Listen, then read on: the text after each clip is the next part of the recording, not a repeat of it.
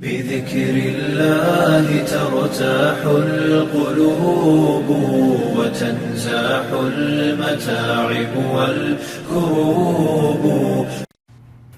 اللهم صل وسلم وبارك على سيدنا محمد صلی اللہ علیہ وسلم. پچھلے درس میں ہم نے جنگ موتا کو دیکھا تھا. اس میں حضرت جعفر، حضرت زید بن حارثہ اور حضرت عبداللہ ابن رواحہ، یہ تین بڑے بڑے صحابہ ہیں جنہیں اللہ عز و جل نے شہادت سے سرفراز فرمایا. اس ضمن میں ان لوگوں کے مراتب کے بارے میں حضرت صلی اللہ علیہ وآلہ وسلم کی چند احادیث کو ہم پہلے لیتے ہیں. پھر آج کا جو درس کا اصل مقصد ہے وہ سریہ ذات السلاسل، یا اس کو سریہ عمر ابن العاص بھی کہتے ہیں.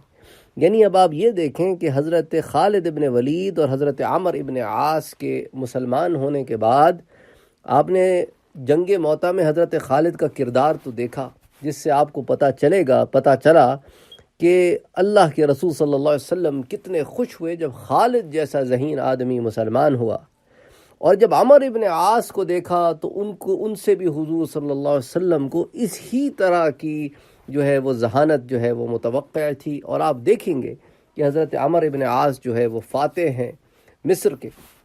تو اس ضمن میں پہلے ہم وہ احادیث دیکھ لیتے ہیں کہ جو جنگ موتا کے بعد حضور صلی اللہ علیہ وآلہ وسلم نے ایک حدیث تو آپ کے سامنے بیان فرمائی میں نے کہ حضور نے سلام کیا تو صحابہ نے کہا آپ نے کس کو سلام کیا؟ تو آپ نے کہا ابھی جعفر اور ملائکہ کے ساتھ یہاں سے گزرے، انہوں نے مجھے سلام کیا، میں نے ان کو اس کے سلام کا جواب دیا. اسی طرح ایک حدیث میں ہے کہ جس وقت موتا میں جنگ ہو رہی تھی اور مدینے میں بیٹھ کر حضور اس کو چشم و خود دیکھ رہے تھے تو اچانک آپ نے فرمایا کہ جنگ کی آگ بھڑک اٹھی ہے، تو اس کو بھی ہم نے پڑھ لیا.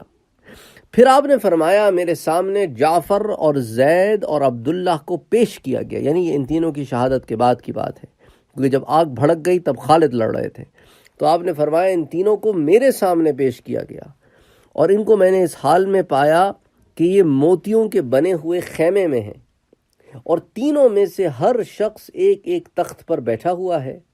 اور میں نے دیکھا کہ زید بن حارثہ اور عبداللہ ابن رواحہ کی گردنوں میں ٹیڑھا پن اور ترچھا پن ہے، جبکہ جعفر کی گردن بالکل سیدھی ہے، اس میں کوئی ٹیڑھا پن نہیں ہے.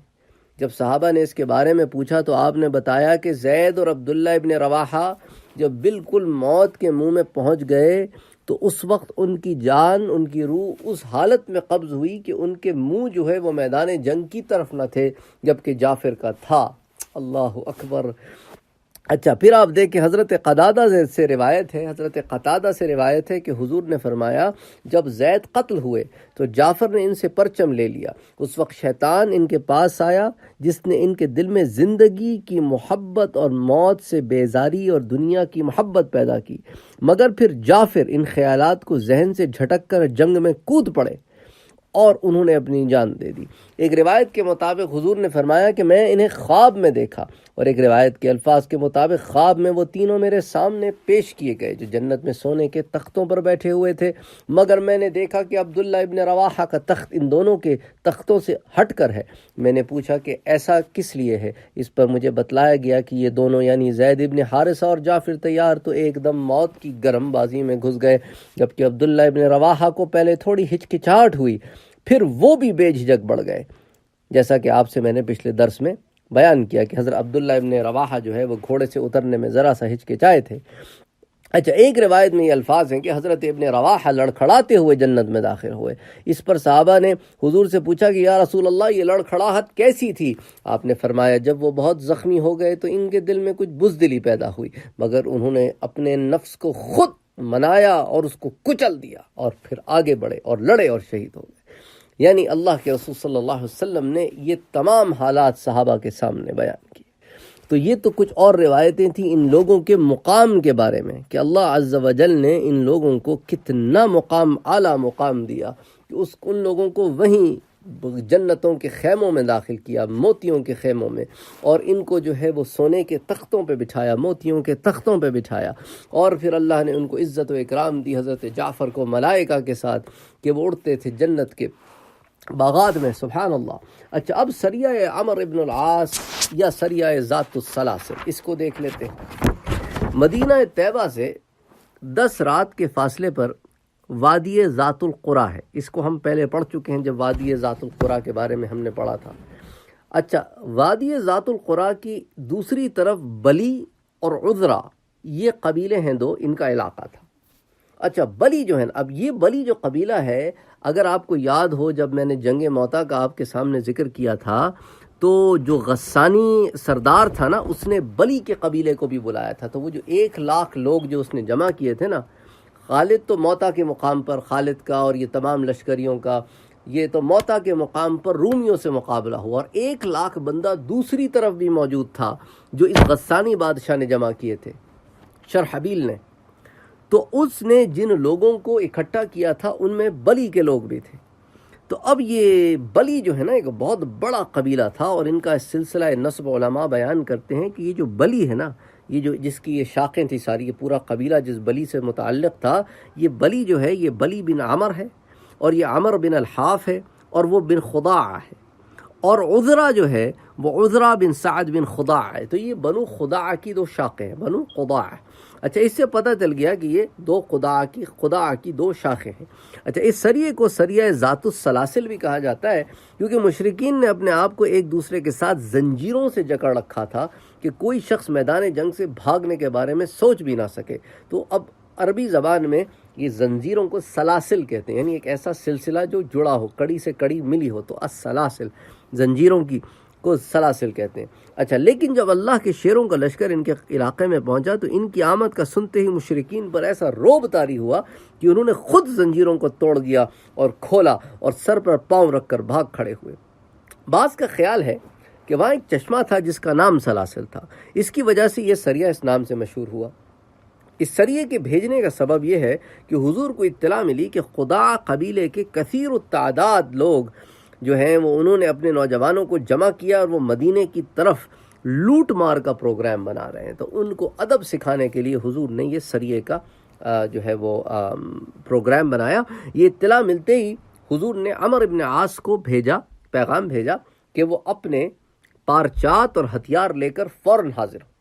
یہ حکم سنتے ہی وہ آپ کی خدمت میں حاضر ہوئے۔ حضور نے انہیں 300 مجاہدین کے جتھے کا امیر بنایا۔ اس جتھے میں مہاجرین اور انصار کے بڑے نامور لوگ تھے، ان کے ساتھ جو ہے 30 گھوڑ سوار تھے، اور حضرت عمر ابن عاص کو حضور نے ایک سفید علم ارزانی فرمایا، سفید رنگ کا وائٹ پرچم دیا، اور یہ لشکر بنی خداع کی سازش کو ناکام بنانے کے لیے جماد الاولیٰ میں حضرت خالد ابن ولید گئے تھے، یہ جماد الثانی میں اگلے ہی مہینے عمر ابن عاص گئے۔ اچھا، یہ مجاہدین جو ہے وہ دن کو تو کہیں چھپ کر آرام کرتے اور رات کو تاریکی میں سفر کرتے۔ جب وہ خداع کی حدود کے قریب پہنچے تو انہیں معلوم ہوا کہ دشمن نے ان کے اندازے سے کہیں زیادہ لوگوں کو جمع کر رکھا ہے۔ تو قائد لشکر نے رفاعہ بن مقیث الجہنی کو حضور کی خدمت میں بھیجا اور مزید کمک بھیجنے کی درخواست کی۔ تو حضور نے 200 لوگ اور بھیج دیے، 200 صحابہ اور بھیج دیے، اور یہ جو 200 صحابہ بھیجے ان کی قیادت حضرت ابو عبیدہ ابن الجراح کو حضور نے مرحمت فرمائی۔ حضرت ابو عبیدہ جو ہے ان 10 خوش نصیب صحابہ میں سے ہیں جن کو حضور نے دنیا میں جنت کی بشارت عطا فرمائی۔ اچھا، اس دستے میں آپ دیکھیں نا، حضرت عمر ابن عاص قائد ہیں، اور ان کے نیچے کون ہیں؟ حضرت ابو بکر الصدیق ان کے تحت بطور لڑ رہے ہیں، حضرت عمر فاروق یہ بھی ان کے نیچے لڑ رہے ہیں بطور سپاہی کے، وہ ان کے کمانڈر ہیں۔ اچھا، حضور نے حضرت ابو عبیدہ کو رخصت کرتے ہوئے آخری نصیحت یہ فرمائی، ان تکون جمیعا ولا تختلفا، تم دونوں متحد رہنا اور آپس میں نہ اختلاف کرنا۔ تو جب یہ دستہ وہاں پہنچا تو نماز کا وقت ہو گیا، تو حضرت ابو عبیدہ امامت کرانے کے لیے آگے بڑھے، تو حضرت عمر ابن عاص نے ان کو روک دیا اور کہا کہ میں لشکر کا امیر ہوں، آپ کو تو میری مدد کے لیے بھیجا گیا ہے، تو آپ کو میری اطاعت کرنی ہوگی۔ اب دیکھیں نا، سبحان اللہ سبحان اللہ، یہ والا جو سریہ ہے نا، اس میں بہت مشکل چیلنجز سے صحابہ گزرے ہیں، اور یہ آپس کے چیلنجز ہیں، اور اگر یہ چیلنجز نہیں ہوتے تو بہت سارے مسائل ہم کو سمجھ میں نہیں آتے۔ اب آپ دیکھیں نا، حضرت ابو بکر اور حضرت عمر کی کتنی بلند شان ہے کہ حضور صلی اللہ علیہ وآلہ وسلم کے بعد جمی صحابہ میں ان کی شان سب سے زیادہ ہے، لیکن اللہ کے رسول صلی اللہ علیہ وسلم نے ان کی بھی تربیت کرنی ہے کہ کہیں کسی کے اندر، کیونکہ صحابہ معصوم تو ہے نہیں، محفوظ ہیں، معصوم نہیں ہے، تو اس لیے ان کی تربیت بھی کرنی ہے کہ کبھی تم نے اپنی شان اعلیٰ ہونے کے باوجود اپنے سے کم اعلیٰ کے نیچے لڑنا ہے، تاکہ امیر کی اطاعت پیدا ہو، اطاعت امیر پیدا ہو۔ تو اب حضرت عمر ابن عاص نے کہا نہیں، میں امیر ہوں، میں نماز پڑھاؤں گا، آپ تو میری مدد کے لیے بھیجے گئے۔ تو حضرت ابو عبیدہ نے جواب دیا کہ آپ اپنے لشکر کے امیر ہیں، میں اپنے لشکر کا امیر ہوں۔ لیکن حضرت عمر نے جب امامت پر اصرار کیا تو حضرت ابو عبیدہ نے فرمایا، یا عمر ان رسول اللہ صلی اللہ علیہ وسلم قال لی، مجھ سے حضور صلی اللہ علیہ وسلم نے فرمایا تھا کہ لا تختلفا، کہ آپس میں تم دونوں اختلاف نہ کرنا، وَإِنَّكَ إِنْ عَصَيْتَنِي أَطَعْتُكَ۔ تو اب حضور نے چونکہ مجھے اختلاف سے منع فرمایا، تو اگر تو میری نافرمانی کرتا ہے تو میں تیری اطاعت کے لیے تیار ہوں، تاکہ حضور کے حکم کی تعمیل ہو۔ تو اب آپ دیکھیں نا، حضور صلی اللہ علیہ وسلم کو پتہ تھا کہ عمر ابن عاص کا کیا مزاج ہے، اور حضرت ابو عبیدہ الجراح کا کیا مزاج ہے، اور ان کے کیا مقام ہیں۔ اس لیے حضور نے پہلے ہی تاکید کی کہ دیکھو ابو عبیدہ، کہیں ٹکراؤ ہو آپس میں تو اس کو سالو کرنا، ہماری طرح نہیں کہ ٹکراؤ ہو تو ملک ہی الگ کر لیا۔ اللہ اکبر، اللہ اکبر۔ چنانچہ اس کے بعد حضرت عمر ہی امامت کا فریضہ انجام دیتے رہے۔ جب یہ لشکر بلی اور عذرا قبیلے کے مساکن تک پہنچا تو اب اس لشکر نے حملہ کر دیا۔ کس پر حملہ کر دیا؟ یہ جو حضرت عمر ابن عاص کا لشکر تھا۔ اچھا، وہ لوگ صرف 1 گھنٹے تک جنگ جاری رکھ سکے، پھر ان کے قدم اکھڑ گئے اور انہوں نے راہ فرار اختیار کر لی، اور سارا علاقہ جو ہے اس میں وہ تتر بتر ہو گئے۔ تو مسلمانوں نے 3 روز تک وہاں قیام کیا۔ ان دنوں میں سوار ادھر ادھر جاتے اور بکریاں اور بھیڑیں پکڑ کر لاتے، انہیں ذبح کر کے ان کا گوشت پکاتے، اور سب اپنا مزے کرتے، تواضع کا اہتمام، بڑے تواضع۔ اس سریے میں کوئی خاص مال غنیمت ہاتھ نہیں آیا جو ان مجاہدین میں تقسیم ہوتا۔ یوں احمد بن زینی نے اس کو السیرۃ النبویہ میں لکھا ہے۔ اچھا، لیکن علامہ بلازری انصاب الاشراف میں تحریر کرتے ہیں کہ وَقَتَلَ مِنْهُمْ مَقْتَلَةً عَظِيمَةً وَغَنِمًا، عمر ابن عاص نے ان پر حملہ کر کے ان کے بہت سے جوانوں کو قتل کیا اور بہت سا مال غنیمت ان کو ملا۔ اچھا، پھر جاڑے کا موسم تھا اور کڑاکے کی سردی پڑ رہی تھی، تو یہ جو لشکر تھا یہ سردی سے بچاؤ کے لیے آگ جلا کر اسے تاپنا چاہا، لیکن حضرت عمر ابن عاص نے لوگوں سے کہا کہ کوئی آگ نہیں جلائے گا، سب سردی کا موسم ہے اور وہ کہتے ہیں ہم آگ نہ جلائیں۔ تو اب آپ کبھی اگر صحراؤں میں نکلے ہوں تو آپ کو پتہ ہو کہ صحراؤں میں سردی کیا ہوتی ہے۔ ہمیں یاد ہے، ہم جب حج پہ گئے تھے تو پرانی بات ہے، لیکن اس وقت آپ سمجھ لیں سردی کا موسم تو نہیں تھا، بہار کا موسم تھا، اور صبح صبح فجر سے پہلے تہجد کے وقت جب صحرا میں نکلتے تھے تو قافلے میں صحرا میں نکلتے تھے تو ایسی سردی لگتی تھی، اور وہ مارچ اپریل کا مہینہ ہوگا، تو صحرا کی جو صبح ہوتی ہے راتیں ٹھنڈی ہوتی ہیں، تو جو سردی میں تو اور بری حالت ہوتی ہے۔ اب چونکہ ہم وہاں عرب میں اگر ہم شہروں میں رہتے تھے تو اب شہروں میں تو صبح آپ کو نہیں پتہ چلتا نا اتنا، لیکن جب آپ صحراؤں میں نکلتے ہیں، صحرائی سفر ہوتے ہیں، تو اس میں پھر آپ کو پتہ چلتا ہے کہ واقعی صحرا کیا ہوتا ہے۔ مجھے یاد ہے کہ وہ صحرا میں تہجد کے وقت ہم نے دیکھا کہ ریت میں نا ایک دم ہم نماز پڑھنے کھڑے ہوئے تو کوئی چیز موو ہوئی، وہ بچھو تھا۔ اللہ اکبر، اللہ اکبر، اللہ رحم کرتے ہیں۔ بہرحال تو سخت سردی تھی، تو وہ کہتے ہیں کہ صحابہ نے کہا کہ ہمیں آگ جلانی، عمر ابن عاص کہتے ہیں نہیں، آگ نہیں جلانی۔ تو یہ لوگ حضرت ابو بکر کے پاس گئے، ان سے عرض کیا کہ یہ کیا مسئلہ ہے کہ ہم بلا کی سردی ہے، کھلے آسمان کے نیچے ہیں، آگ جلا کر ہم اپنی جانیں بچانا چاہتے ہیں، ہم ٹھٹر رہے ہیں۔ تو حضرت ابو بکر نے امیر لشکر سے سفارش کی کہ ان کو آگ جلانے کی اجازت دے۔ انہوں نے کہا، وہ سختی سے منع کر دیا، ہرگز نہیں، میں تو ان کو آگ جلانے نہیں دوں گا، اور جو آگ جلائے گا اس کو اسی میں جھونک دوں گا۔ اللہ اکبر، یعنی اتنی سخت بات۔ مکے کے لوگ تھے نا، ذرا سختی تھی طبیعت میں۔ حضرت عمر فاروق حضرت عمر ابن عاص کے اس رویے سے بہت ناراض ہوئے کہ یہ کیا طریقہ ہے بات کرنے کا، اور انہوں نے چاہا کہ امیر لشکر سے بات کریں، لیکن حضرت ابو بکر نے حضرت عمر کو منع کیا، نہیں عمر، ان رسول اللہ صلی اللہ علیہ وسلم لم يبعثه علينا الا لعلمه بالحرب فسكت عنه. انہوں نے کہا کہ اللہ کے رسول نے انہیں صرف اس لیے ہمارا امیر نہیں بنایا کہ وہ جنگی امور کو خوب جانتے ہیں، اللہ کے رسول نے انہیں صرف اس لیے ہمارا امیر بنایا ہے کہ وہ جنگی امور کو خوب جانتے ہیں، ہم اور تم سے زیادہ جنگ کے وہ ماہر ہیں، اس لیے حضور نے انہیں بنایا، اور حضور تو بہتر جانتے ہیں کس کے ساتھ کیا معاملہ کرنا ہے. تو حضور صلی اللہ علیہ وسلم کی حکمت جو ہے وہ تو منشاء خداوندی سے ہوتی ہے. تو حضرت عمر کو جب یہ بات حضرت ابو بکر نے کہی تو حضرت عمر خاموش ہو گئے. خیر بہرحال آخر دشمن سے جنگ ہوئی، دشمن کو شکست کھا کر میدان سے بھاگنا پڑا، اس کے علاوہ اس کے پاس کوئی صورتحال تھی نہیں. تو جب دشمن بھاگ نکلا تو اب ان لوگوں نے اس کا تعاقب کرنا چاہا، تو حضرت عمر نے کہا تعاقب نہ کرو. اب یہ کہتے ہیں یار اب ہم جنگ جیت رہے ہیں، اب ہم تعاقب کریں گے تو وہ مال چھوڑ کے بھاگیں گے، تو بھاگیں گے تو ان پہ روب پڑے گا، ہم انہیں مار مار کے ان کے علاقوں سے نکال دیں گے. تو اب انہوں نے کہا نہیں تعاقب نہیں کرنا. اب لوگوں نے حضرت عمر کی اس رویے کو پسند نہیں کیا کہ یہ کیا بات ہوئی کہ اب ہم ان کو مار سکتے ہیں، آپ کہتے ہیں مارنا نہیں. تو چنانچہ جب یہ لشکر بخیریت مدینہ منورہ واپس آیا تو لوگوں نے حضور کی خدمت میں عرض کیا کہ حضور ہم اپنے اس امیر سے خوش نہیں ہیں، سارے سفر میں ہمیں کچھ شکایتیں ہیں جو ہم آپ کے سامنے رکھنا چاہتے ہیں. اب آپ نے امیر بنایا تھا تو ہم نے ان کی اطاعت کی، لیکن انہوں نے کچھ ایسے فیصلے کیے ہیں جو ہمیں پسند نہیں آئے. تو انہوں نے کہا کہ بھئی ہمیں آگ جلانے کی انہوں نے اجازت نہیں دی، ہم سردی سے ٹھٹر رہے تھے. پھر دشمن کو شکست فاش دی اور وہ میدان جنگ سے بھاگ کھڑا ہوا، ہم نے ان کا تعاقب کرنا چاہا لیکن انہوں نے کہا کہ نہیں تعاقب نہیں کرنا، واپس چلو. تو حضور نے حضرت عمر کو بلا کر ان سے پوچھا کہ عمر تم نے ایسا کیوں کیا؟ تو انہوں نے عرض کیا کہ یا رسول اللہ صلی اللہ علیہ وسلم، میں نے انہیں آگ جلانے کی اجازت اس لیے نہیں دی کہ آگ کی روشنی میں دشمن کو معلوم ہو جاتا کہ ہماری تعداد بہت تھوڑی ہے، ہم 500 بندہ تھے اور ان کی تعداد ہم سے بہت زیادہ تھی. تو پھر ایسا نہ ہو کہ آگ میں ان کو پتہ چل جائے کہ یہ تھوڑے سے لوگ ہیں تو وہ دوبارہ پلٹ کر ہم پہ حملہ کریں، کیونکہ دن کی روشنی میں تو ہم ان کو پسپا کر چکے تھے، اب اگلے دن لڑائی ہونی تھی.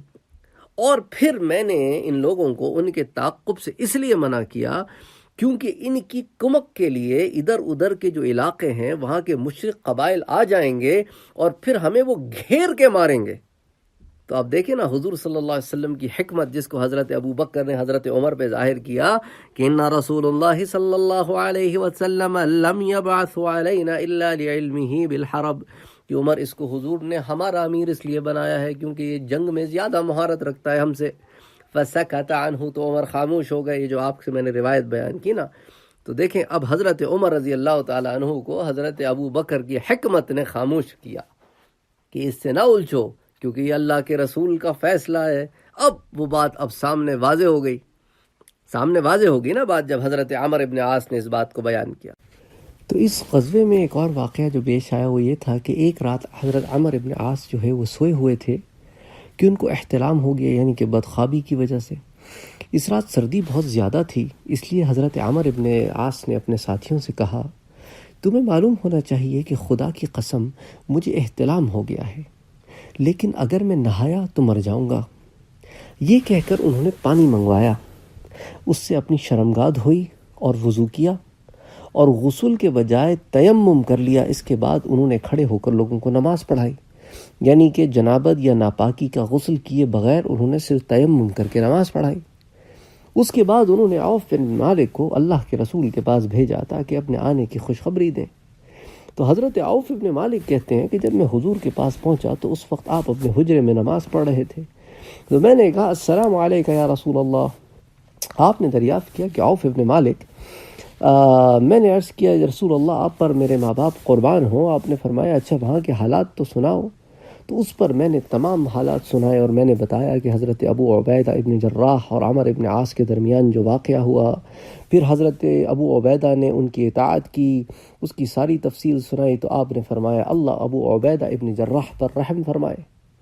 اس کے بعد میں نے حضور کو یہ بھی بتلایا کہ کس طرح عمر ابن عاص نے دشمن کے تعاقب کرنے سے روک دیا اور آگ جلانے سے روک دیا اور جنابت کی حالت میں صحابہ کو نماز بھی پڑھا دی.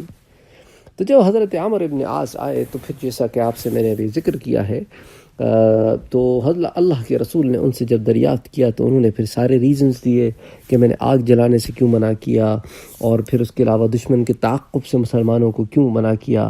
تو حضرت صلی اللہ علیہ وسلم نے حضرت عمر سے یہ بھی پوچھا کہ اچھا عمر یہ بتاؤ کہ تم نے یہ جو نماز پڑھائی ہے تو تم نے جنابت کی حالت میں اپنے ساتھیوں کو نماز پڑھائی؟ تو حضرت عمر نے کہا کہ حضور صلی اللہ علیہ وآلہ وسلم قسم ہے اس ذات کی جس نے آپ کو سچ اور حق کے ساتھ ظاہر فرمایا ہے، میں اس وقت غسل کر لیتا تو مر جاتا۔ اس روز سردی ایسی تھی کہ میں نے زندگی میں اتنی بلا کی سردی کبھی نہیں دیکھی۔ پھر اللہ عز و جل کا تو ارشاد ہے قرآن کریم میں وَلَا تُلْقُوا بِأَيْدِيكُمْ إِلَى التَّهْلُكَةِ کہ اپنے ہاتھوں سے اپنی تباہی مت ڈالو۔ تو اس پر حضور صلی اللہ علیہ وآلہ وسلم جو ہے وہ حضرت عمر کا یہ جواب سن کے ہنس پڑے۔ تو بہرحال صحابہ کرام نے حضرت عمر کے پیچھے جو نماز پڑھی اس وقت انہوں نے تیمم کر کے انہیں نماز پڑھائی، تو حضور صلی اللہ علیہ وآلہ وسلم کی کوئی حدیث نہیں ہے اس بارے میں کہ حضور نے ان صحابہ سے کہا ہو کہ تم اپنی نمازوں کو واپس لوٹاؤ کیونکہ تمہاری نمازیں قضا ہو گئی ہیں۔ تو چونکہ حضور اس ضمن میں مسکرائے، یعنی حضور صلی اللہ علیہ وآلہ وسلم نے حضرت عمر کے جواز کو قبول کیا۔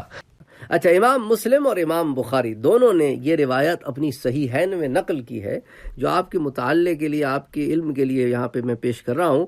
اس حدیث کے راوی خود حضرت عمر ابن عاص ہیں، تو یہ متفق علیہ حدیث ہے۔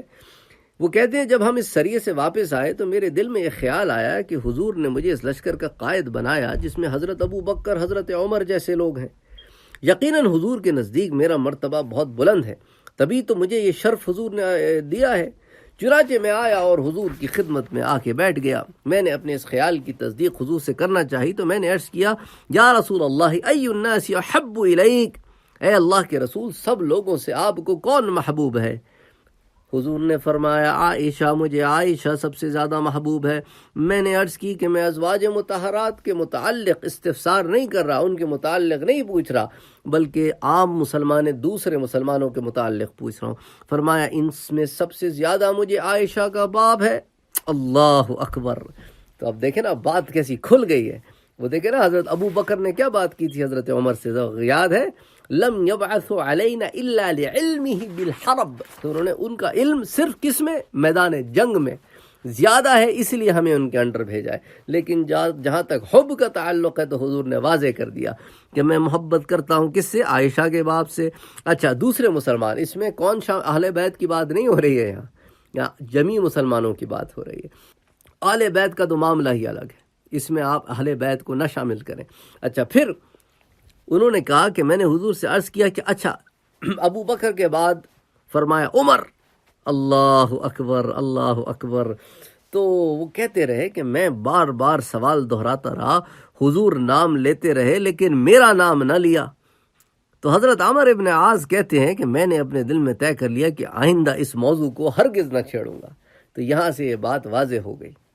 اچھا، اس حدیث سے یہ مسئلہ بھی طے ہو گیا کہ افضل کی موجودگی میں مفضول کو قائد بنا جا سکتا، یعنی کہ اگر کوئی آدمی کو کسی چیز کے اندر اسپیشلٹی ہو تو اس کے انڈر وہ لوگ بھی آ سکتے ہیں جن کو کئی چیزوں پہ اسپیشلٹی ہو، اور وہ چیز بھی انکلوسیو ہو جس میں اس کو اسپیشلٹی ہو، حالانکہ وہ اگر تمام چیزیں دیکھی جائیں تو وہ اس سے زیادہ اونچے لوگ ہیں۔ تو اب حضور صلی اللہ علیہ وسلم نے اپنی زندگی میں عمل فرما دیا تاکہ امت کو تمام قیامت تک یہ مسئلہ حل ہو جائے۔ تو اس حدیث سے یہ مسئلہ ہو گیا حل کہ افضل کی موجودگی میں مفضول کو قائد بنایا جا سکتا ہے، کیونکہ عین ممکن ہے کہ مفضول میں اس خاص مہم کو انجام دینے کے لیے افضل سے زیادہ صلاحیت ہو۔ تو حرب کے معاملے میں وہ باقی لوگوں سے زیادہ میدان جنگ کو جانتے تھے، اس لیے حضور صلی اللہ علیہ وآلہ وسلم نے اس ضمن میں ان کا چناؤ کیا۔ تو یہ مسئلہ جو ہے اور کئی مسائل جو ہیں ہم کو اس ایک سریے سے ہمارے سامنے آ گئے۔ پھر انشاءاللہ تعالی پھر سریہ ابی عبیدہ ابن الجراح دیکھیں گے نیکسٹ ٹائم۔ اچھا، پھر اس کے بعد جو ہے ہمیں کچھ اور چیزیں دیکھنی ہیں کہ حضور صلی اللہ علیہ وآلہ وسلم نے جو خطوط بھیجے ہیں بادشاہوں کے نام، میں چاہ رہا ہوں کہ اس چیز کو ہم فتح مکہ سے پہلے دیکھ لیں، کیونکہ ایک دفعہ فتح مکہ کا سلسلہ شروع ہوا تو پھر یہ خطوط کی باری پھر کب آئے گی، کیونکہ فتح مکہ کا سلسلہ بہت طویل ہے، اس میں بہت ڈیٹیلز ہیں، بے تحاشا ڈیٹیلز ہیں، اور شاید کئی مہینوں تک فتح مکہ کا سلسلہ چلتا رہے. پھر اس کے بعد پھر غزوہ حنین ہے، پھر حضور صلی اللہ علیہ وآلہ وسلم کے اور ارشادات ہیں، پھر مدینہ واپسی ہے، تو پھر وہ کئی معاملات ہو جائیں گے اس ضمن میں. تو اسی لیے جو ہے میں فتح مکہ سے پہلے یہ تمام ٹاپکس کور کرنا چاہ رہا ہوں کہ پھر فتح مکہ آئے گا تو پھر وہ ایک طویل سلسلہ شروع ہو جائے گا. تو وما علینا الا البلاغ. بذكر الله ترتاح القلوب وتنزاح المتاعب والكروب